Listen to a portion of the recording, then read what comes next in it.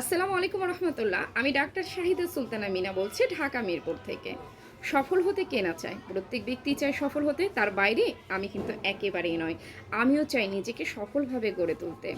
জানেন তো, ছোটবেলা থেকে একটা গল্প শুনে শুনে বড় হয়েছি, সফল হতে হতে হতে হলে অনেক বেশি পরিশ্রম করতে হবে, তাহলেই নাকি সে সফল হবে। কিন্তু আমার মনে হয় একদম এই কথাটা পুরোপুরি সত্য নয়। কারণ সফল হতে গেলে তার পিছনে অনেকগুলো গুণ থাকতে হবে। যেমন অতিরিক্ত আঘাত মানুষকে সফল করতে পারে, ব্যর্থতা, পরিশ্রম, ইচ্ছাশক্তি, অভ্যাস এবং হতাশা। আমি পারবো এই কথাটা বিশ্বাস করা, ধৈর্য ধারণ করা এবং চেষ্টা করা এবং কোনো কাজের সাথে লেগে থাকা, তাহলেই সে হতে পারে সফল। এটা আমার বিশ্বাস। আপনারও কি আমার সাথে একমত? জানেন তো, আমি কিন্তু কখনোই হোমিও ডাক্তার হতাম না।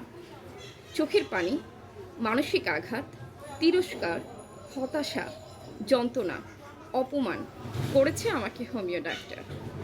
সত্যি বলছি, মন থেকে বলছি। এই হোমিও ডাক্তার হওয়ার জন্য প্রচণ্ড চোখে পানি পড়েছে আমার।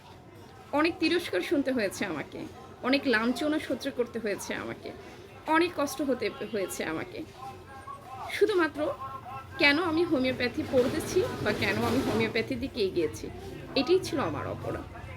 কিন্তু বিশ্বাস করে, প্রত্যেকটা মানুষের কথাগুলো শুনে চোখ থেকে পানি মুছে ফেলে আমি বলেছিলাম আমি হব হোমিওপ্যাথি ডাক্তার।